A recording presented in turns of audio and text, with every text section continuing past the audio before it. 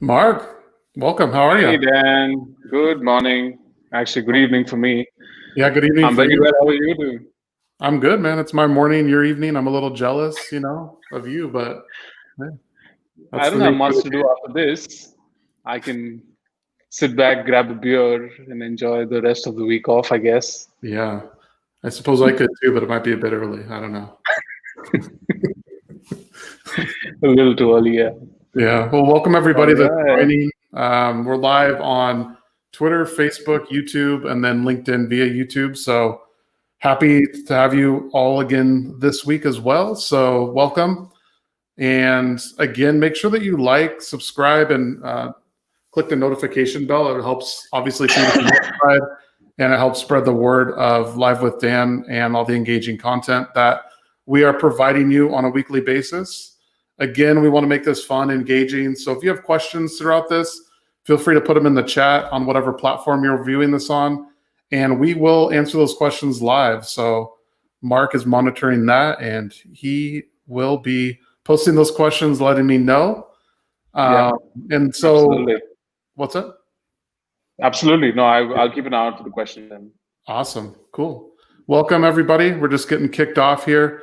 Mark, I think we got to talk about X Day. I got the X Day swag shirt on here, so I'm loving the t-shirt. yeah, this is newly inked, newly printed. So, I gotta support it. I also heard that Crystal actually drove around Austin all of yesterday handing out t-shirts. Yeah, she did. We're kind of spread out. Like a few of us are kind of in the same area, but yeah, she Yeah. put some miles on her car for sure. But This yeah, no, must have been like an early Christmas. what's up? This must have been like an early Christmas, no? Getting these the t-shirts Yeah, and the goodie bags well in advance. there was a lot of good things in the goodie bag too, so I was pretty pumped. Help get us through X Day, which is always good. So no, we're really looking forward to X Day. It's next Tuesday, the 27th at 10 a.m. If you haven't signed up, I think Mark, you can put the link to sign up in Yeah, the post as a comment so people can do that. But really, we're going to be unveiling a lot of things. But 5 reasons to attend are, keep up, know what's happening in the research industry.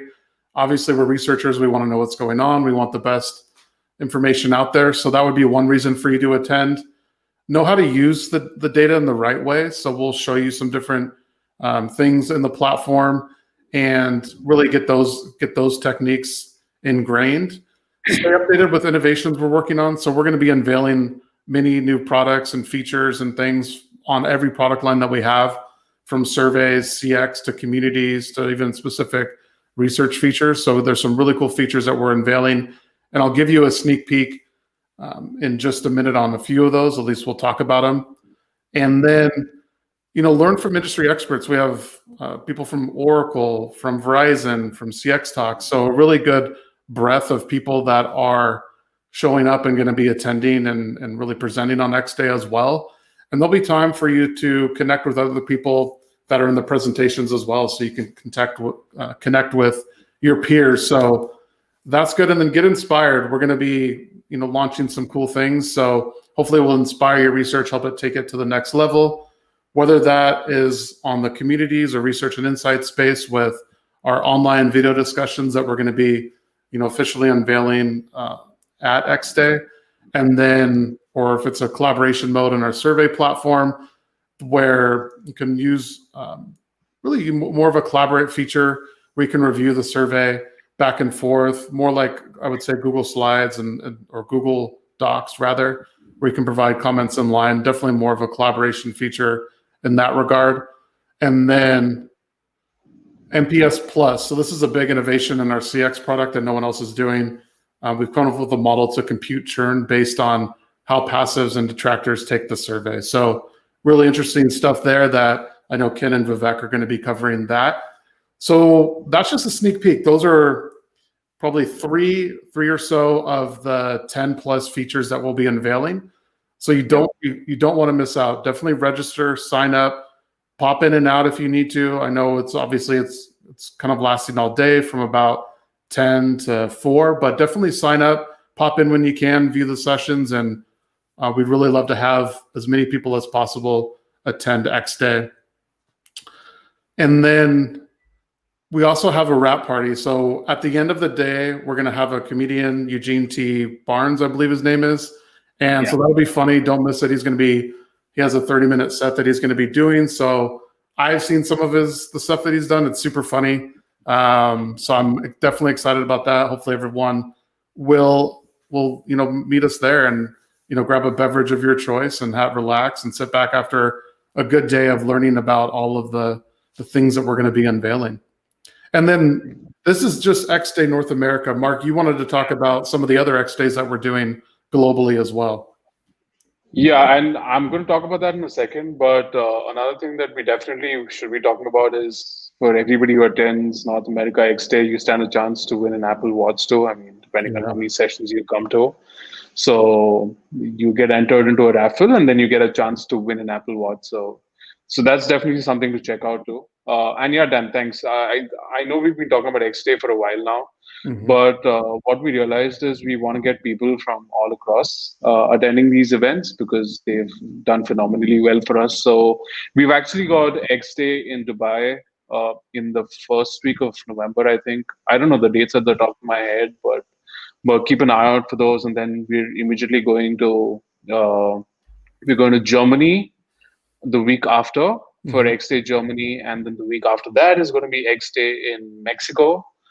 And then the first week of December, we're doing X Day in Asia Pacific. So it's going to be like an Australia thing. So we've got the whole globe covered. We've got like major languages covered. It's going to be phenomenal. We've got like some amazing stuff over the next 6 weeks or so.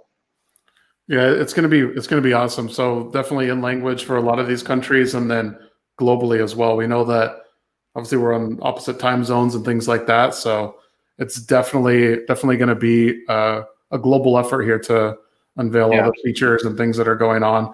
And I know at each X Day they have different speakers and things that they're doing as well. So don't miss out. But I know you want to win that Apple Watch, so show up, right? If you guys don't win it, I'm going to take it. So that's going to be nice. So definitely show up. Well, let's move on to a segment that we've been doing called "What in the Name of Research." So I have a good one here for you that I've curated from only the very best of Twitter. So in this one, they're trying to ask a marital question type or marital status. And in this one, it's, if divorced or separated, please type yes or no. Otherwise, type NA. I'm not exactly sure what the question mark is doing there. Like, is the survey author confused of what they should put down? Mark, maybe you can help me out here. I'm not sure like what they're thinking here, why it's even an open end, a yes or no. Definitely not the best way to ask this type of question. So do you know what's going on here? I have absolutely no idea what's happening here. I don't know. Somebody must have been really bored out of their minds when they were scripting this, I guess. Yeah, but definitely this is not the best way to ask the question. If you want to ask it, do so in this manner where you're asking, what is your marital status? It's single select. You're going to get the best response. In that open-ended example, you can ask people to type yes or no or NA. But are they really going to do it? I highly doubt it. So ask your marital status questions in this way.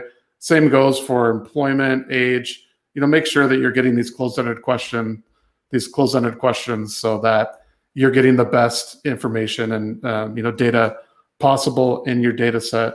As Tim says, that hurts my brain. I think, Tim, you summed it up best there. Yep, exactly right.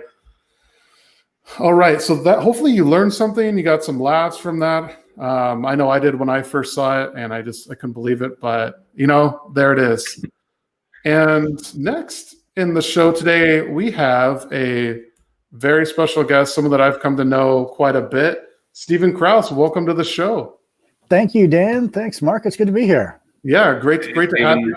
For those of you who don't know Stephen or don't know his work, he's a veteran trend watcher, Harvard PhD, hacky comedian, although I think he's better than hacky. If you give his podcast, we'll see. A new podcast called Consumers During Corona, so I would definitely give that a listen. And it's super interesting, well produced. And so, no, Stephen, welcome to the show. Thank you. I'm really excited to be here. We were joking before. I should get up every morning and give a presentation of some kind because it's way better than caffeine. Yeah, that's why I get up on Fridays. Otherwise I just phone it in for the whole week. This live with Dan is the only thing keeping me going.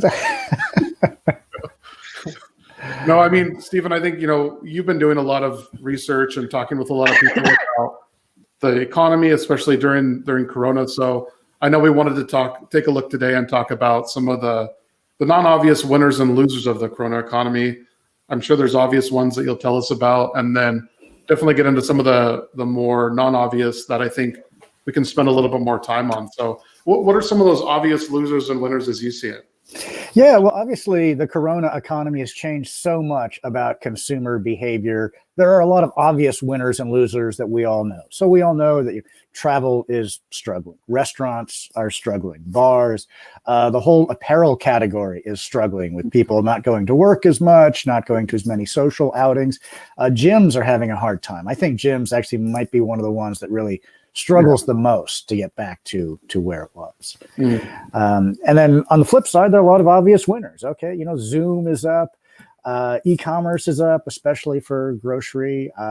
Snapchat just reported their earnings this morning. They are way up with just more people at home, and especially with so many students at home using a lot of Snapchat to communicate with their friends. So there are a lot of obvious winners and losers. But what I want to talk about today were some of the less obvious winners and losers. Yeah, no, I think that let's dive right into that, because I think these are things that people know.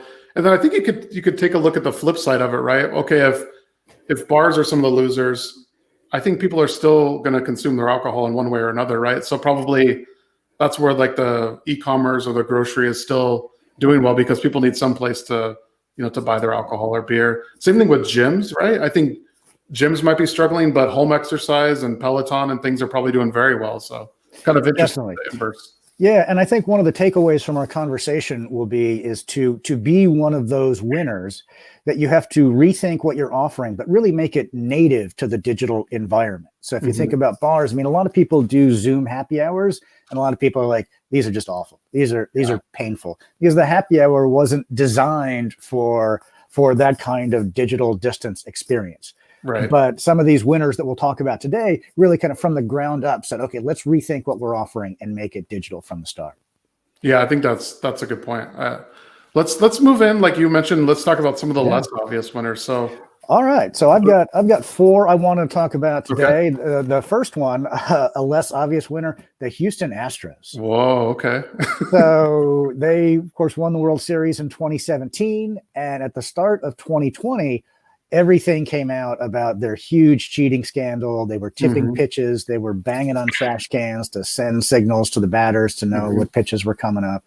And if you remember, February, March, this topic was dominating the talk shows on ESPN, sports talk radio, sports podcasts, and poof, it just disappeared. In fact, you can go to Google Trends, search Houston Astros, and see how often people were searching it.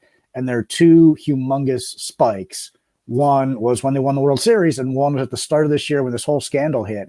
And then you can see when Corona hit, search volume just went way down. Yeah, no, it was a big story. I remember reading about it. And then, I'm just outside of Austin, so there's a lot of Astros fans here. So we heard a lot about it, and the sensor that they would click. And, there's a lot of conspiracy theories that come in with it. But so how are they the obvious winner, do you think? Just because coronavirus took all of that media attention and just directed it elsewhere. That all of a sudden everybody just stopped talking about the Houston Astros and the cheating scandal. And even in the sports world, everything became about, the NBA bubble and how is that going to work? And when are we going to get back to sports? Yeah. So it just completely detracted attention. So I'm not saying the Houston Astros were rooting for coronavirus, but they are definitely one of the less obvious winners of this. Yeah, and another way that I think there may be an obvious winner is that they didn't have to deal with this when they would go on the road and play road teams, right? They didn't have to deal with all the heckling because there was nobody in the stands at these games, right? So that's another interesting point. Yeah, that's a really good point. Yeah, although they're not in the World Series now, so. That's right. They almost came back against the Rays. But, yeah. That's good. It was good. So what are some other ones? I know you have a few more here. Yeah. So my other less obvious winners are, a little more serious. And I kind of think of a framework kind of built on the work of a sociologist, Ray Oldenham. We talked about kind of the three places of American life. The first one is the home.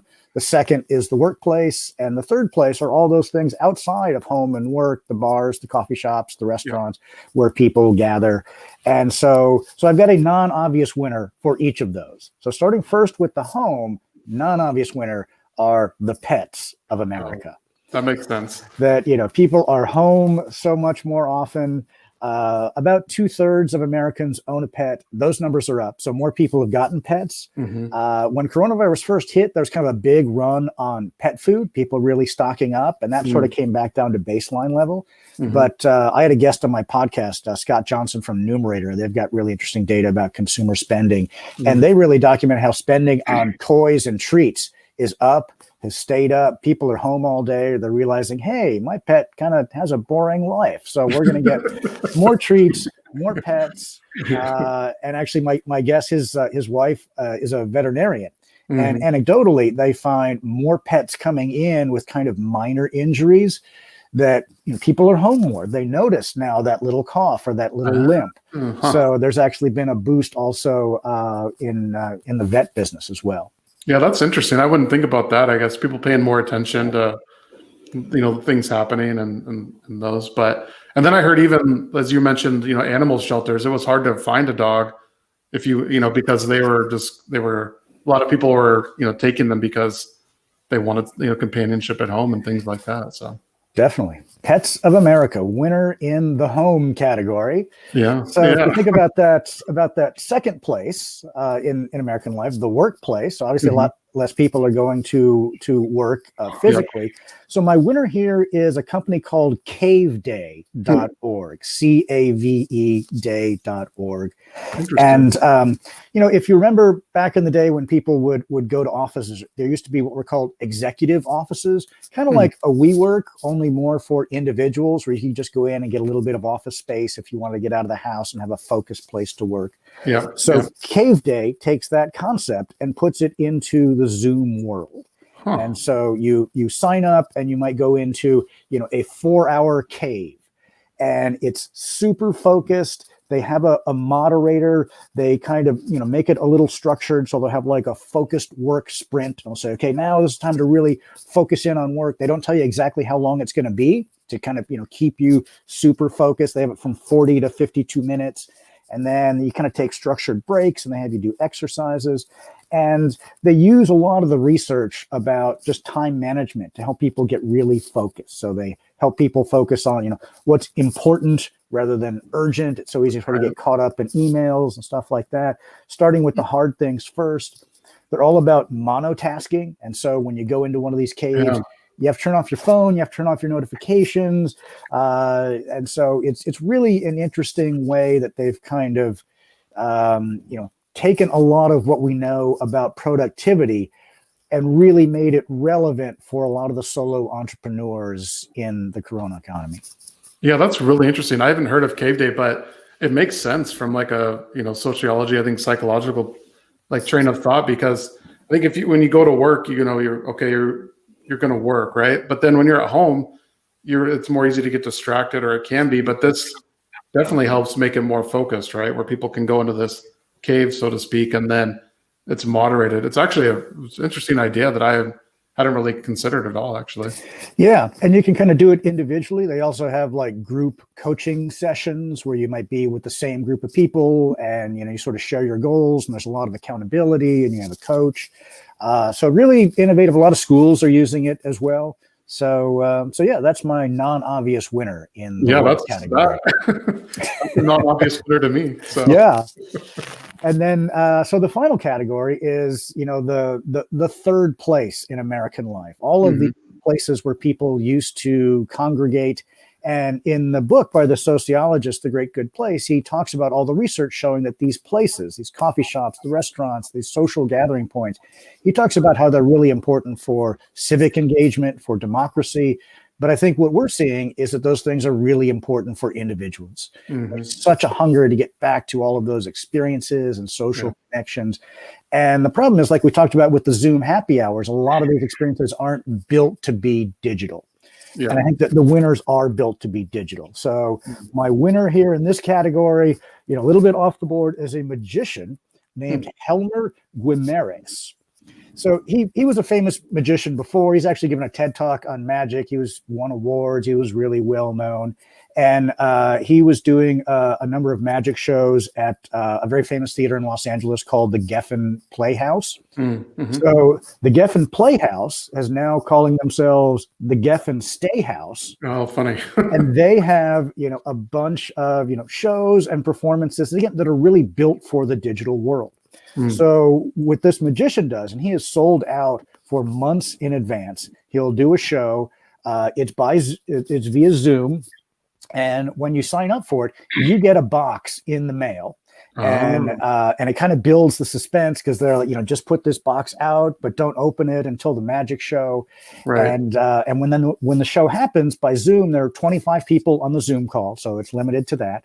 And then the magician will go to each person by Zoom and have them participate in one of the magic tricks. Wow, and that's so cool. It'll be like, okay, go ahead and open up your box, pull out the deck of cards, do this, do that, and then he guesses your card. And it's super interesting, super engaging. I'm not doing nearly a good job of conveying how entertaining. Have you done this before, Stephen, or is this? I have not, because it's been so sold out, but I know some people who have, and they are blown away. And Yeah, it sounds like a really interesting concept. I like how interactive it is, right? Where you get sent something and then you're going to use that on the actual show. Like, yeah, that's cool. Yeah, it's really and like all of our winners, from caveday.org to the Geffen Stay House. That's my one piece of recommendation for people is think about how you can take what you're doing and make it authentically digital rather than just taking the same old thing. It's, we're going to do it by Zoom. Right. That makes sense. Yeah, that's cool.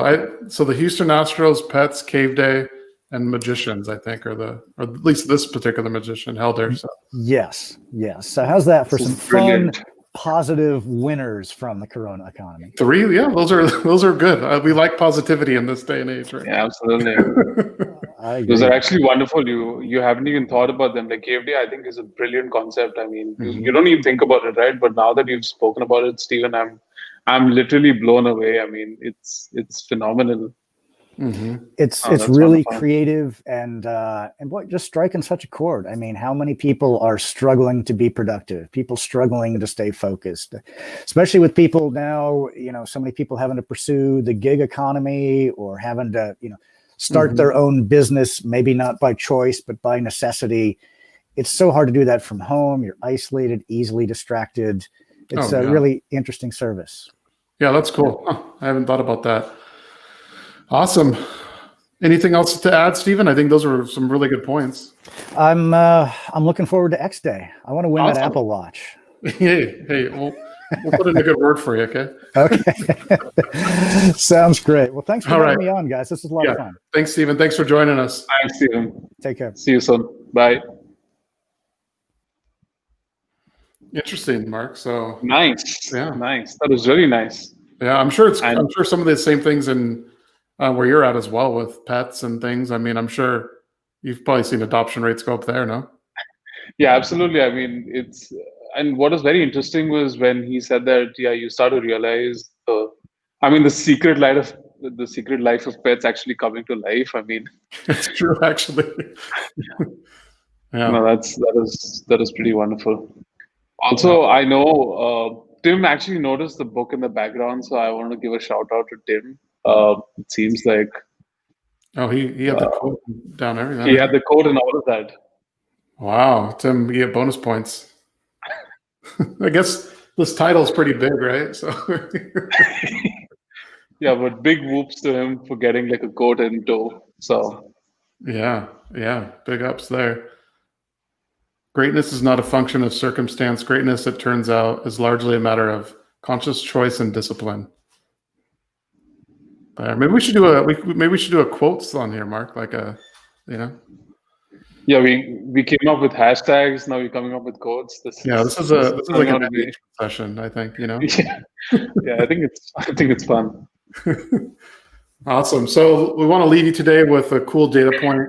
Something that surprised us is, they wanted to ask and see if a vaccine for COVID-19 was ready before the end of the year, and it was available, would you take it? So I was kind of thinking this would be higher than 53% saying yes, and then obviously the inverse of 47% saying no. So Mark and I both thought it would be higher. We think there may be some behind the vaccine and how quickly it's gone out, but obviously we're just speculating there. But Mark, I know I was surprised by the 53%. Yeah, I definitely was. In fact, I know we spoke just before this live actually, and Stephen was saying no, and then he said it was probably because they've pushed the vaccine out, and that's when I thought about it, saying, oh yeah, maybe people are a little bit worried. But no, I mean, I think it'd be fun if we had like a anchored Maxtive question asking why you chose this. I think, we would have got some interesting data points about why people said yes or no. Yeah, but it's definitely interesting. Yeah, but some good follow-up questions we could definitely do, but kind of a clear indicator that I think there's still some people that are skeptical, even though obviously the impact of a vaccine would be huge, right? But so that was interesting. All right, Mark, I think we've been going on quite a long time now. Anything else to add here? No, just to all of the listeners that if you've tuned in a little late, X Day is on Tuesday. We are only about 72 hours away. We are super excited. We hope you can make it too. Dan's got like a bunch of stuff that he's going to be doing at X Day.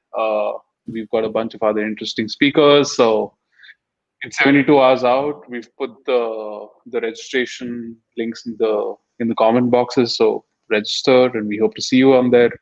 Yeah, sign up. It's going to be fun. We're going to do a session like this at the beginning, and it'll be filled with a lot of the 3 interesting tracks from survey, CX to research. So sign up. All right. Awesome. Cool. Thank you so much. Thanks, Dan. We'll see you next week. Yeah, awesome. Thanks, everybody.